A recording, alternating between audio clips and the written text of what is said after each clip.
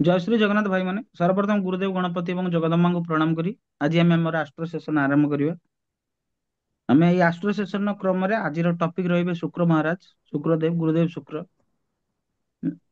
तांकरी विषय आज आम सम्यक भाव धारणा नवा गोटे छोट सम्यक सूचना ना ही कौन प्रेडिक्शन पार्ट कहि जहाँ जहाँ एक्सपीरियंस करिछि मु देखिला बेले चार्ट देखिला बेले जहाँ जहाँ एक्सपीरियंस करिछि सेई सब टॉपिक गुड़ा को मु विशद भाव रे डेस्क्राइब बा आलोचना करिवि आउ सेटा निजस्व मोर इंटरप्रिटेशन मु कोनोसी इंटरप्रिटेशन बाहर दबाको बाहर पर दबा शास्त्र हिसाब से देखिया बाहर जानिबा एबे एई फॉर द टाइम बिंग आमे जो शुक्र महाराज हमर जो ग्रहर क्रमटा थिला सेई क्रम रे आमे शुक्र महाराजंकर विषय भलसे आलोचना करूछे एवं सेई शुक्र महाराजंक विषय आज आमे भलसे आलोचना करिबा भी मध्य एटा काहेकि काहेकि आज माने एई जो मेन इम्पोर्टेंट शुक्र काहेकि भाई देखंतु शुक्र होचंती दानवଙ୍କ गुरु ଯେତେବେଳେ ପ୍ରଥମେ ଶୁକ୍ରଙ୍କର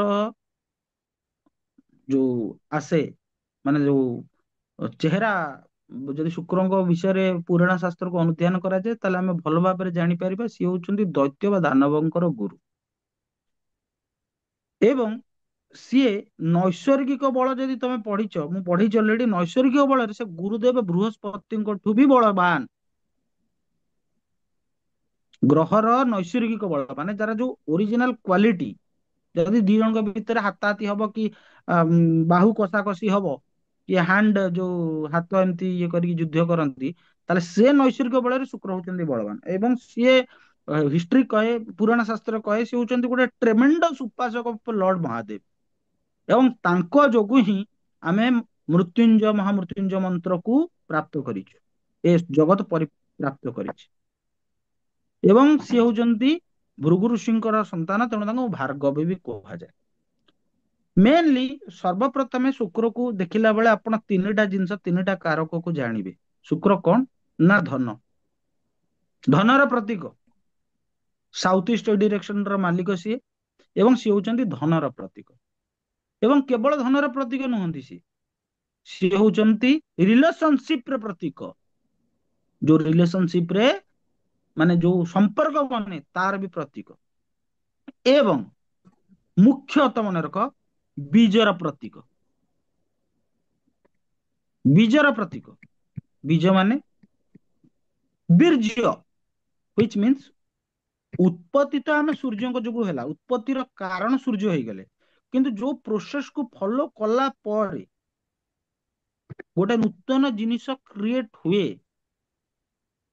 ତାହେଲେ ସେଇ ଯୋଉ ଜିନିଷଟା କ୍ରିଏଟ ହୁଏ ତା ଉପରେ ଶୁକ୍ରଙ୍କର ଅଧିକାର ଅଛି ମେ ବି ସୂର୍ଯ୍ୟ ଯଦି ତମ କୁଣ୍ଡଳୀରେ ବହୁତ ଶ୍ରେଷ୍ଠ ଅଛନ୍ତି ବହୁତ ବଢିଆ କିଛି ଅସୁବିଧା ନାହିଁ ଯଦି ଶୁକ୍ର ୱିକ୍ ଅଛନ୍ତି ତାହେଲେ ହେଇପାରେ ତୁମର ଫର୍ଟିଲିଟି ରେଟ୍ ଏତେ କ୍ଲିୟର ଆସିବନି ଆମେ ଜାତକ ଦେଖିଛୁ ଆଇଭିଏଫ ରାଜବାବୁ ବି ଜାଣିଛନ୍ତି ଭଲସେ ଜଣଙ୍କର ଛୁଆ ପିଲା ହୋଇନଥିଲା ସେ ଜାତକ ଆସିଥିଲା ଆମକୁ ସେ କେସଟା ଆସିଥିଲା ଆମେ ବସିକି ଭଲସେ ଆନାଲିସିସ୍ କରୁଥିଲୁ ଏବଂ ତାର ଆନାଲିସିସରେ ଏୟା ରିପୋର୍ଟ ପାଇଲୁ ଏବଂ ଆଉ ତାକୁ ପଚାରିଲୁ ମଧ୍ୟ କି ସାର୍ ଆପଣଙ୍କର ଫର୍ଟିଲିଟି ରେଟ୍ ମେଡିକାଲରେ କେବେ ଟେଷ୍ଟ କରିଛନ୍ତି କହିଲେ ହଁ ମୁଁ କହିଲି ଆସୁଛି ନା ନା ନାଇଁ କମ ଆସୁଛି ମୁଁ କହିଲି ଆପଣ ଆଇଭିଏଫ କରେଇଛନ୍ତି ମାନେ ଯୋଉଟା ଟେଷ୍ଟ ବେବି ପାଇଁ କରେଇଛନ୍ତି ସେ କହିଲେ ହଁ କରେଇଛି ମୁଁ କହିଲି ଇଏ କଲା କନସିଭ କଲା ସିଏ ମନା କରିଦେଲେ ନା ତେଣୁ ଏଇ ପର୍ସନାଲ ଏକ୍ସପିରିଏନ୍ସ ରୁ ମୁଁ କହୁଛି ଶୁକ୍ରଦେବଙ୍କୁ ଆପଣ ହଜାର ହଜାର ଜିନିଷ ସେ ପ୍ରତୀକ ଭାଇ ମୁଁ ଛାଡିକି ଯାଉନି ଆପଣ ଗୋଟେ ମୋଟାମୋଟି ମେନ୍ ଜିନିଷଟା ମନେ ରଖିଥାନ୍ତୁ ଧନ ଆଉ ସମ୍ପତ୍ତି ଯେତେ ଯୋଉ ଅଛି ସିଏ ତାର ପ୍ରତୀକ ହଉଛନ୍ତି ଶୁକ୍ର ରିଲେସନସିପ ର ପ୍ରତୀକ ଏବଂ ବୀର୍ଯ୍ୟର ପ୍ରତୀକ ହଉଛନ୍ତି ଶୁକ୍ର ଏନି କାଇଣ୍ଡ ଅଫ ରିଲେସନସିପ କେବଳ ସ୍ୱାମୀ ସ୍ତ୍ରୀ ରିଲେସନସିପ ନୁହଁ ଏବଂ ପୁରୁଷ କୁଣ୍ଡଳୀରେ ଶୁକ୍ର ହଉଛନ୍ତି ସ୍ତ୍ରୀର କାରକ ଏଇଟା ବି ମନେ ରଖିବେ ଭଲସେ ତେଣୁ ଶୁକ୍ର ଯେତେବେଳେ କାହାର ଷ୍ଟ୍ରଙ୍ଗ ହେଇଗଲେ କାହାର ୱିକ୍ ହେଇଗଲେ ଆମେ ଅଲରେଡି ଉଚ୍ଚ ନିଚ ସ୍ଥାନ ପଢିଛେ ସ୍ଥାନ ବଳ ପଢିଛେ ଦୃଷ୍ଟି ବଳ ପଢିଛେ ଦିଗ ବଳ ପଢିଛେ ଏଗୁଡାକ ଆଉଥରେ ବି ଭଲସେ ପଢିବା ଛାଡିକି ମୁଁ ଯାଉନି ସେ ବଳ ତାଙ୍କର ପଢିବା ମୁଁ ଗୋଟେ ନର୍ମାଲ କନସେପସନ କହୁଛି, ସ୍ଥାନ କାଳ ପାତ୍ର ହିସାବରେ ଆଷ୍ଟ୍ରୋଲୋଜିକୁ ଯଦି ଠିକ ସେ ଇଣ୍ଟରପ୍ରିଟ କରିପାରିଲେ ତାହେଲେ ଆପଣଙ୍କ ପ୍ରେଡିକ୍ସନ ଠିକ ଆସିବ, ନହେଲେ ଠିକ ଆସିବ ନାହିଁ। ଏବଂ ସେଥିପାଇଁ ବହୁତ ଜିନିଷ ମନେ ରଖିବାକୁ ପଡେ, ବହୁତ ମେହନତ ବି ଦରକାର। ଏବଂ ଆମେ ଆଜି ବି ବିଦ୍ୟାର୍ଥୀ, ଆମେ ନାଇଁ କି ପଢିଦେଇକି ପୁରା ଜ୍ଞାନୀ ହେଇଗଲୁ, କିଛି ଗୋଟେ କହିଦେଲୁ, ସେଇଟା ନୁହଁ। ଆମେ ଆଜି ବି ବିଦ୍ୟାର୍ଥୀ, ଏବଂ ପରମ ପିତାଙ୍କୁ ଆମେ ପ୍ରାର୍ଥନା କରୁ କି ଆଜୀବନ ଆମେ ବିଦ୍ୟାର୍ଥୀ ହିଁ ରହୁ। ଜମା ଆମ ଭିତରେ ସେ ଭାବଟା ନ ଆସୁ କି ଆମେ ଜାଣିଗଲୁ। ଆମେ ପ୍ରତିଦିନ କିଛି ନୂଆ ଜାଣୁ, ନୂଆ ଶିଖୁ। ସବୁଠୁ ଇମ୍ପୋର୍ଟାଣ୍ଟ ହେଲା ଏଇ ସବୁ ଜିନିଷ ଗଲା ପରେ ଯଦି କାହାର ଶୁକ୍ର ଷ୍ଟ୍ରଙ୍ଗ ଅଛନ୍ତି, ତାହେଲେ ଆପଣ ଜାଣିବେ ସେ ଲୋକଟା ପରିଷ୍କାର ପରିଚ୍ଛନ୍ନ ରହିବାକୁ ଚାହୁଁଥିବ। ଯଦି କୋଉ ଲୋକର ଶୁକ୍ର ଷ୍ଟ୍ରଙ୍ଗ ଅଛନ୍ତି, ତାହେଲେ ସେ ଭଲ କବିତା ଲେଖି ପାରୁଥିବ। ଯଦି କୌଣସି ଲୋକର ଶୁକ୍ର ଷ୍ଟ୍ରଙ୍ଗ ଅଛନ୍ତି, ତାହେଲେ ସିଏ ମାଷ୍ଟର ଅଫ ଦ୍ୱିପାକ୍ଷିକ ଆଲୋଚନା, ସେ ତାକୁ ଇଂଲିଶର ୱାର୍ଡ ଟା ମୁଁ ଭୁଲି ଯାଉଛି, କଣ ସେଟାକୁ କହନ୍ତି, ଡିପ୍ଲୋମାସି, ମାଷ୍ଟର ଅଫ ଡିପ୍ଲୋମାସି ହେଇଥିବ ସେ, ଡିପ୍ଲୋମାଟ ଗୋଟେ ହବ। ମାନେ ଯଦି ଶୁକ୍ର ମାନେ ଯେତେ ଇଣ୍ଡିଆନ ଫରେନ ପଲିସି ଅଛି, ଯୋଉ ଡିପ୍ଲୋମାସି ଅଛି, ସେ ପଲିସି ଗୁଡାକ ଯୋଉ ଡିସାଇଡ ହଉଛି, ଯଦି ତାର ଶୁକ୍ର ଷ୍ଟ୍ରଙ୍ଗ ନଥିବ ସେ ସେଟା କରିପାରିବନି, ସେ ଡିପ୍ଲୋମାଟିକ ହେଇପାରିବନି। ଆପଣ ମାନେ ଭୁଲି ଯାଆନ୍ତୁନି, ଶୁକ୍ରଦେବ ଉଚ୍ଚ କୋଉଠି ନା ମୀନ ରାଶିରେ। ମୀନ ରାଶିକୁ ର ଅଧିପତି ହଉଛନ୍ତି ଗୁରୁଦେବ ବୃହସ୍ପତି। ମୀନ ରାଶିର ଅଧିପତି ହଉଛନ୍ତି ଗୁରୁଦେବ ବୃହସ୍ପତି। ତେଣୁ ଗୋଟେ ଗୋଟେ ତାଙ୍କ ତାଙ୍କ ଭିତରେ ସମ୍ପର୍କ ଭଲ ନାହିଁ, ଗୁରୁଦେବ ବୃହସ୍ପତି ଏବଂ ଶୁକ୍ରଦେବଙ୍କ ଭିତରେ ସମ୍ପର୍କ ଭଲ ନାହିଁ। କିନ୍ତୁ ଶୁକ୍ରଦେବ ଉଚ୍ଚ ହଉଛନ୍ତି ମୀନ ରାଶିରେ, ଯୋଉଟା କି ଗୁରୁଦେବ ବୃହସ୍ପତିଙ୍କର ଆଧିପତ୍ୟ ଅଣ୍ଡରରେ ଯାଏ। ତେଣୁ କୋଉ ମାତ୍ରାରେ ସେ ଡିପ୍ଲୋମାଟ ହେଇଥିବେ, ତେଣୁ ସେ ମନ୍ତ୍ରୀ, ଏବଂ ଗ୍ରହ ଜଗତରେ ସେ ମନ୍ତ୍ରୀ ବି ମଧ୍ୟ। ଆପଣ ଯଦି ମାନେ ଭଲସେ ଅନୁଧ୍ୟାନ କରିଥିବେ, କୁଣ୍ଡଳୀ ଗୁଡାକ ଅନୁଧ୍ୟାନ କରିଥିବେ, ଆପଣ ସିଂହ ଲଗ୍ନର କୁଣ୍ଡଳୀ ଟାକୁ ଭାବନ୍ତୁ, ଗୋଟେ ସିଂହ ଲଗ୍ନର କୁଣ୍ଡଳୀ କୁ ଭାବନ୍ତୁ, ଏବଂ ତାର 10th ହାଉସ କୋଉଟା ହେଇଥିବ। ସିଂହ ଲଗ୍ନର କୁଣ୍ଡଳୀରେ 10th ହାଉସ 2 ନମ୍ବର ରାଶି ଆସିବ, ଯୋଉଟା କି ବୃଷ ରାଶି। ଆପଣ ଏଇଥିରୁ ବୁଝିପାରୁଥିବେ, ସିଂହ ରାଶିକୁ ରୁଲ କରନ୍ତି ରବି ନିଜେ। ସିଂହ ଲଗ୍ନର ଚାର୍ଟ ରେ ଯୋଉ 10th ହାଉସ କର୍ମ ହାଉସ କୁ ଯୋଉ ରାଶି ପଡେ, ଯୋଉ ଗ୍ରହ ଆଧିପତ୍ୟ କରେ କର୍ମରେ, ସେ ହଉଛନ୍ତି ଶୁକ୍ର। ଯେତିକ ତନ୍ତ୍ର ମନ୍ତ୍ରର ବିଦ୍ୟା, ଯେତିକ ତନ୍ତ୍ର ଓକଲ୍ଟ ମିଷ୍ଟିସିଜିମ୍, ଏ ସବୁ ଜିନିଷ ବି ଶୁକ୍ରଙ୍କଠୁ ଡିସାଇଡ ହୁଏ। ମ୍ୟାକ୍ସିମମ୍ ନାହିଁ, କିନ୍ତୁ ଏଗୁଡା ବି ଡିସାଇଡ କରାଯାଏ। ଯେତିକ ଶାସ୍ତ୍ର, ସଙ୍ଗୀତ ବିଦ୍ୟା, ବାଦ୍ୟ ନାଟ, ନାଟ କୀର୍ତ୍ତନ, ଏ ସବୁ ବି ଶୁକ୍ରଙ୍କଠୁ ଡିସାଇଡ କରାଯାଏ। ଯିଏ କିଏ କେତେ ବିଳାସ ବ୍ୟସନରେ ରହିବ, ସେଇଟା ବି ଶୁକ୍ରଙ୍କଠୁ ବିଚାର କରାଯାଏ। କାହାର କେତେ ଧନ ହବ, କିଏ କେତେ ଗହଣା ପିନ୍ଧିବ, ସେଇଟା ବି ଶୁକ୍ରଙ୍କଠୁ ବିଚାର କରାଯାଏ। ଏବଂ ବେଡ୍ ପ୍ଲେଜର, ଯୋଉଟା କହନ୍ତି ରତିକ୍ରିୟା ବା ସମ୍ଭୋଗ ସୁଖ, ସେଟା ବି ଶୁକ୍ରଙ୍କଠୁ ଡିସାଇଡ କରାଯାଏ। ଏବଂ ଏବେ ଆମେ ଗୋଟେ ସିମ୍ପଲ ପରଭ୍ୟୁ ନବା। ଏତେ ସବୁ ତର କାରକ, ଆହୁରି ଅନେକ ଅନେକ ଜିନିଷର କାରକ ହଉଛନ୍ତି ଶୁକ୍ରଦେବ, ଠିକ ଅଛି ନା। ଯଦି କୁଣ୍ଡଳୀରେ, ଆଉ ଶୁକ୍ର ହଉଛନ୍ତି ନୈସର୍ଗିକ ଶୁଭ ଗ୍ରହ, ସେ ଶୁଭ ଗ୍ରହ, ସେ ପାପ ଗ୍ରହ ନୁହନ୍ତି, ନୈସର୍ଗିକ ଶୁଭ ଗ୍ରହ। ହୁଏତ ଦାନବ ଗୁରୁ ହିଁ ଦେଇପାରନ୍ତି, କିନ୍ତୁ ସେ ଶୁଭ ଗ୍ରହ। ଯେତେବେଳେ ଶୁକ୍ର ନୈସର୍ଗିକ ପାପ ଗ୍ରହଙ୍କ ଦୃଷ୍ଟିରେ ଆସିଗଲେ, ଏବଂ ନୈସର୍ଗିକ ପାପ ଗ୍ରହଙ୍କ ସହିତ ଯୁକ୍ତ ହେଇଗଲେ, ସେତେବେଳେ ଯୋଉଠି ଯୁକ୍ତ ହେଇଗଲେ, ସେଇଠି ସେଇ ଭାବର କାରକ ତତ୍ଵ ସହିତ ଶୁକ୍ରଙ୍କର ସ୍ଥିର ଭାବର କାରକ ତତ୍ଵରେ ସେ ବ୍ୟକ୍ତିର ଜୀବନକୁ ପ୍ରୋବ୍ଲେମ ଆସିବା କଥା ଆସିବ। ଯଦି ଲେଟ୍ ସେ କାହାର ଶୁକ୍ର ଲଗ୍ନରେ ଅଛନ୍ତି, ଭଲ ପୋଜିସନରେ ଅଛନ୍ତି, ସେ ତ ସ୍ଥାନ କାଳ ପାତ୍ର ଭୁଲିଯା, ବର୍ତ୍ତମାନ ଗୋଟେ ସ୍ଥିର କାରକ ଉପରେ କହୁଛି ଭୁଲିଯା। ବର୍ତ୍ତମାନ ସିଏ କଣ କଲେ ନା, ତାଙ୍କୁ ରାହୁ ଦେଖିଦେଲେ, ବଢିଆ, ବହୁତ ବଢିଆ, ପଇସା ବଢିବ, ରାହୁ ସହିତ ବସିଗଲେ ବହୁତ ବଢିବ। ବର୍ତ୍ତମାନ ଶୁକ୍ର ଯଦି କେତୁ ସହିତ, କେତୁ ମହାରାଜଙ୍କ ସହିତ ବସିଗଲେ, ତେବେ ଯେବେ ଯେବେ କେତୁ ଅପରେଟ କରିବ, ସେ କାଙ୍ଗାଳ ହେଇ ହେଇ ଚାଲିବେ। ପୁଣି ସେଠି ବି ଦେଖିବାର ଅଛି କେତୁ ଶୁକ୍ରକୁ ଆପ୍ରୋଚ କରୁଛନ୍ତି କି ଶୁକ୍ର କେତୁକୁ ଆପ୍ରୋଚ କରୁଛନ୍ତି, ସିଏ ବି ଫଣ୍ଡା ଅଛି। କିନ୍ତୁ ମୁଁ ଗୋଟେ ଜେନେରାଲ କନସେପସନ କହୁଛି, କେତୁ ହଉଛନ୍ତି ଡିଟାଚମେଣ୍ଟ ର କାରକ ଏବଂ ଭେନସ ହଉଛନ୍ତି ଧନ, ମାନେ ଧନରୁ ଆକୁ ଡିଟାଚମେଣ୍ଟ ମିଳିବ। ସିଏ ଯେତେ ଧନ ପ୍ରତି ଯେତେବେଳେ ଏଇଭଳିଆ କମ୍ବିନେସନ ଦେଖିବ, ସର୍ବପ୍ରଥମେ ତମେ ନିଜେ ଭାବିବ, ବିଚାର କରିବ ଯେ ଆକ୍ଚୁଆଲି ସେ ଲୋକଟା କୋଉ ଭଳିଆ, ସେଟା ଲୋଭୀ ଲୋକଟା ନା ତାର ହାବଭାବ ଚାଲିଚଳନ ଦେଖି ତମେ ନିଜେ ଅନୁଭବ କର ସେଟା ଲୋଭୀ ଲୋକଟା କି ଦାନୀ ଲୋକଟା, ସେଟା ଲୋଭୀ ଲୋକଟା କି ଦାନୀ ଲୋକଟା।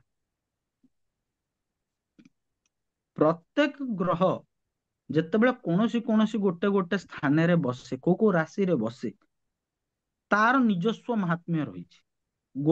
ଗ୍ରହକୁ ଯେତେବେଳେ ଇଣ୍ଟରପ୍ରିଟ କରିବା, ସେତେବେଳେ ତିନିଟା ଜିନିଷକୁ ଆମେ ଇଣ୍ଟରପ୍ରିଟ କରିବା।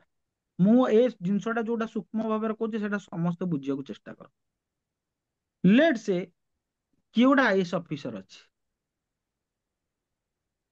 ସିଏ ଯେତେବେଳେ ଆଡମିନିଷ୍ଟ୍ରେଟିଭ କୁ ଯାଉଛି, ମାନେ ଯେତେବେଳେ ଅଫିସ କୁ ଯାଉଛି, ସିଏ ଆଇଏଏସ୍ ଅଫିସର, ଯେ ସେତେବେଳେ ଡିଷ୍ଟ୍ରିକ୍ଟ କଲେକ୍ଟର, ଡିଷ୍ଟ୍ରିକ୍ଟ ମାଜିଷ୍ଟ୍ରେଟ, ସେଇ ଆଇଏଏସ୍ ତ ପୁଣି କାହାର ପୁଅ, ସେଇ ଆଇଏଏସ୍ ତ ପୁଣି କାହାର ବାପା, ସେଇ ଆଇଏଏସ୍ ପୁଣି ତ କାହାର ସ୍ୱାମୀ।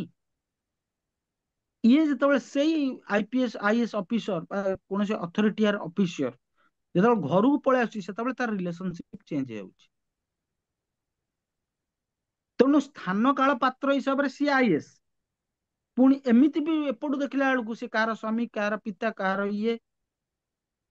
ତେଣୁ ଗ୍ରହର ସବୁବେଳେ ଦିଟା ପ୍ରକାର ସ୍ୱରୂପ ଅଛି, ଗୋଟେ ହେଲା ସ୍ଥିର କାରକ, ଭାଇ ତାର ଆକ୍ଚୁଆଲ କାରକ କଣ, ସ୍ଥିର କାରକ ମାନେ ତାର ଆକ୍ଚୁଆଲ କ୍ୱାଲିଟିଜ କଣ, ସେ କୋଉ କୋଉ ଜିନିଷ ଉପରେ ମାନେ ଆଧିପତ୍ୟ କରୁଛି। ଆଉ ଗୋଟେ ହେଲା ସ୍ଥାନ କାଳ ପାତ୍ର ହିସାବରେ। ତେଣୁ କୌଣସି ବି ଗ୍ରହକୁ ଇଣ୍ଟରପ୍ରିଟ କଲା ବେଳେ ତୁମେ ଏଇ ଦିଟା ଉପରେ ଯଦି ମାଷ୍ଟର ନ କରିଛ, ସ୍ଥିର କାରକ ତତ୍ଵ ଏବଂ ସ୍ଥାନ କାଳ ପାତ୍ର ହିସାବରେ କାରକ ତତ୍ଵ, ତାହେଲେ ତମ ପ୍ରେଡିକ୍ସନ ଭୁଲ ହେଇଯିବ। କିନ୍ତୁ ଏଇଟା ସିଓର କି ଯେତେ ତମର ସ୍ଥାନ କାଳ ପାରକ ସ୍ଥାନ କାଳ ପାତ୍ର ହିସାବରେ କାରକ ତତ୍ଵ ରହୁ, ଯଦି ଶୁକ୍ରଦେବ ନୈସର୍ଗିକ ପାପ ଗ୍ରହଙ୍କର ଇଏରେ ଆସିଗଲେ, ମାନେ ଦୃଷ୍ଟିରେ ଆସିଗଲେ ବା ତାଙ୍କ ସହିତ ବସିଗଲେ, ତାହେଲେ ସେଇ ଭାବ ସମ୍ବନ୍ଧୀୟ ପୀଡାଟା ଧନ ରୁ ଆପଣ ଲେଟ୍ସ ଗୋଟେ ଏକ୍ସାମ୍ପଲ ଦଉଛି, ଧର ଚତୁର୍ଥ ଭାବକୁ କୁହାଯାଏ ସୁଖ, ସେଇଠି ସେ କେତୁ ଯୁକ୍ତ ହେଇଗଲେ, କି ମଙ୍ଗଳ ତାଙ୍କୁ ଦେଖିଦେଲା,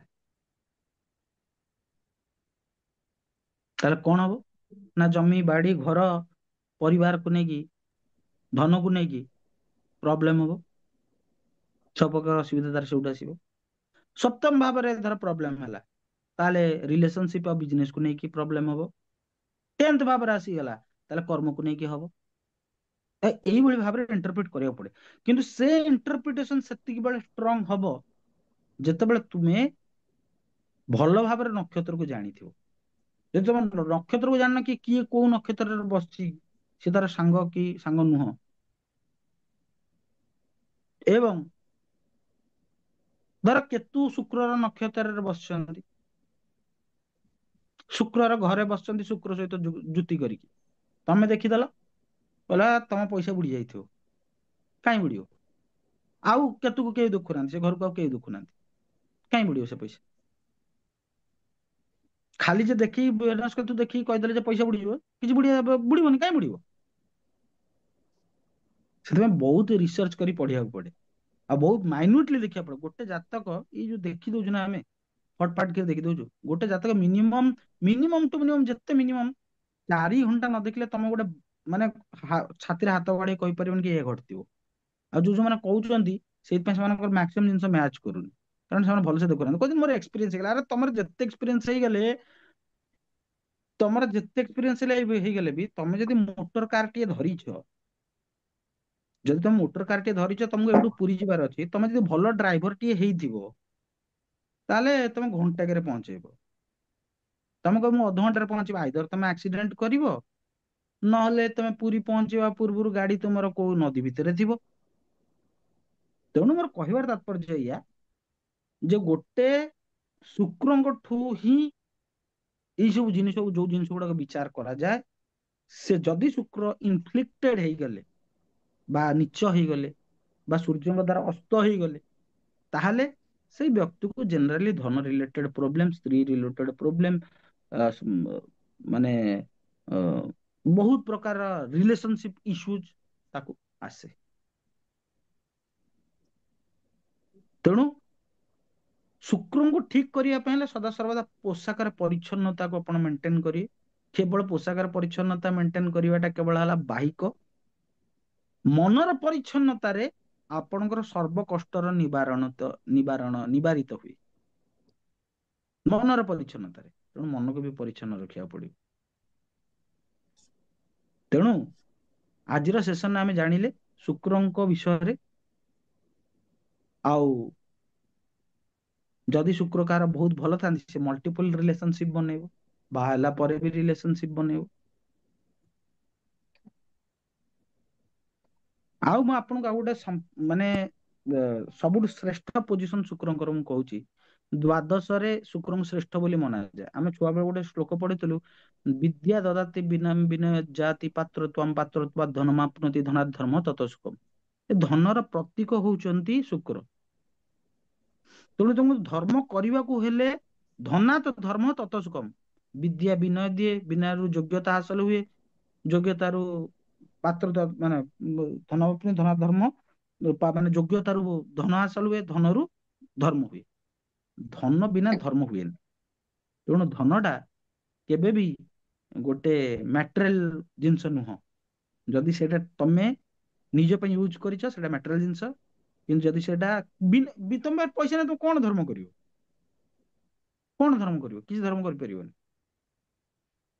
ତେଣୁ ଶୁକ୍ର ଦ୍ୱାଦଶରେ ସବୁବେଳେ ଶ୍ରେଷ୍ଠ, ଇଣ୍ଡିପେଣ୍ଡେଣ୍ଟ ଅଫ ଲଗ୍ନ। ଏବଂ କେବଳ ଦ୍ୱାଦଶରେ ସେ ଶ୍ରେଷ୍ଠ। ଏବଂ ପ୍ରାୟତଃ ଦେଖାଯାଏ ଯୋଉମାନଙ୍କର ଶୁକ୍ର ଦ୍ୱାଦଶରେ ଥାଏ ଏବଂ ଭଲ କଣ୍ଡିସନରେ ଥାଏ, ସେମାନେ ବହୁତ ଚ୍ୟାରିଟି କରନ୍ତି ଧାର୍ମିକ ଅନୁଷ୍ଠାନ ଉପରେ ବା ଅନ୍ୟ କୌଣସି ଜିନିଷ ଉପରେ। ତେବେ ଆଜି ଆମେ ଏଇ ଭିଡିଓଟାରେ ଜାଣିଲେ ଶୁକ୍ରଙ୍କ ବିଷୟରେ।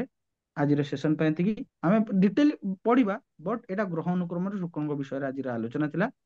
ଆଜି ପାଇଁ ଏତିକି। ସମସ୍ତଙ୍କୁ ଜୟ ଶ୍ରୀ ଜଗନ୍ନାଥ।